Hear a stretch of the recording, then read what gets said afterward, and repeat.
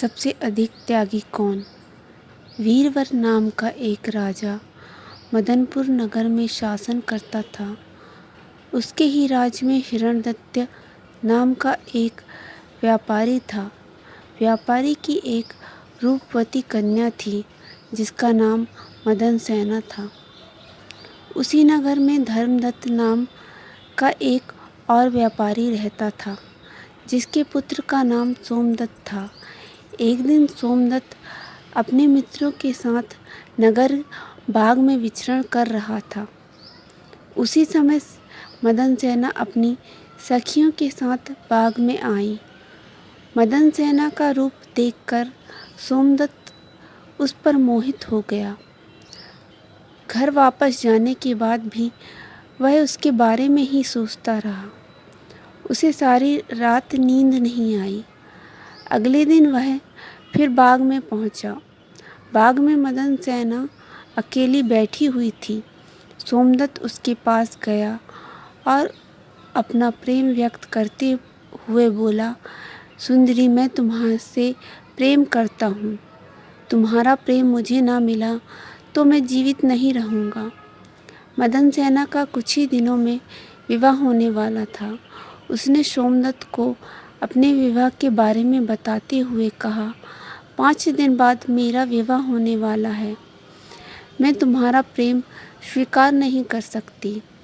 इस पर सोमदत्त ने उत्तर दिया, यदि तुमने मेरा प्रेम स्वीकार नहीं किया तो मैं अपने प्राण त्याग दूंगा। यह सुनकर मदन सेना भयभीत हो गई और सोमदत्त से बोली, मेरा विवाह तय है, जो होकर ही रहेगा। मेरा विवाह होने दो।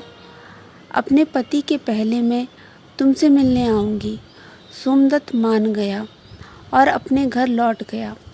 मदन सेना भी अपने घर लौट गई, लेकिन वह बहुत भयभीत थी। 5 दिन पश्चात उसका विवाह हो गया और वह अपने पति के घर चली गई।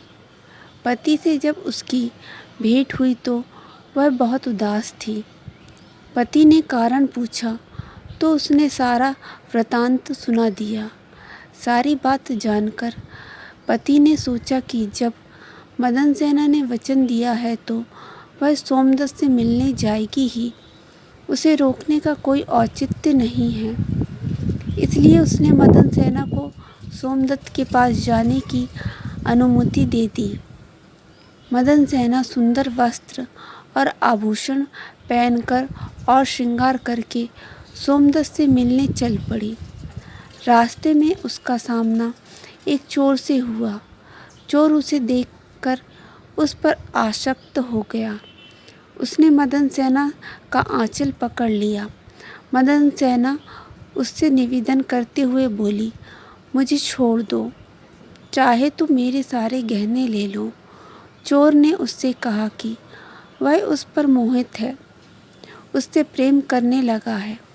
मदन सेना ने उसे सारी स्थिति बताए दी और बोली, अभी मेरा सोमदत्त से मिलने जाना आवश्यक है।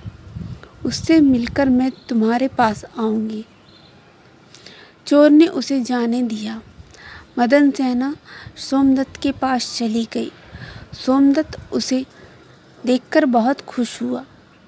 वह यह बात जानने के लिए उत्सुक था कि वह अपने पति से बचकर उससे मिलने कैसे आ पाई। उसने मदन सेना से पूछा, तुम अपने पति से बचकर कैसे आ गई? मदन सेना ने सारी बात बता दी। सब कुछ जानकर सोमदत्त मदन सेना के पति से बहुत प्रभावित हुआ और उसने मदन सेना को पति के पास वापस जाने को कहा। मदन सेना वापस जाने लगी। रास्ते में उसे वही चोर मिला। चोर को भी उसने सारी बात बता दी। चोर भी सारी बात जानकर बहुत प्रभावित हुआ और स्वयं उसे उसके घर तक छोड़ आया। इस प्रकार मदन सेना सोमदत्त और उस चोर से बचकर वापस अपने पति के पास आ गई और सुखी सुखी अपने पति के साथ जीवन व्यतीत करने लगी। कहानी सुनाकर वैताल ने राजा विक्रम से पूछा, राजन, मदन सेना के पति धर्मदत्त और चोर में से कौन अधिक त्यागी है? यदि तुमने जानते हुए भी उत्तर नहीं दिया तो तुम्हारे सिर के टुकड़े टुकड़े हो जाएंगे। राजा विक्रम बोला, सबसे अधिक त्यागी चोर है। मदन सेना के पति ने उसे अवश्य जाने दिया, किंतु यह जानकर कि मदन सेना का दूसरे पुरुष के प्रति रुझान है, वह उसे अवश्य त्याग देता। सोमदत्त का हृदय परावर्तित हो गया, या किंचित वह भयभीत हो गया कि कहीं मदन सेन का पति राजा से शिकायत कर उसे दंड न दिला दे। किंतु चोर का किसी को पता नहीं था, उसे किसी बात का भय भी नहीं था। फिर भी उसने मदन सेना को छोड़ दिया, इसलिए सबसे अधिक त्यागी चोर है। विक्रम का उत्तर सुनकर वैताल ने कहा, सही कहा राजन, लेकिन तुम बोले और मैं चला।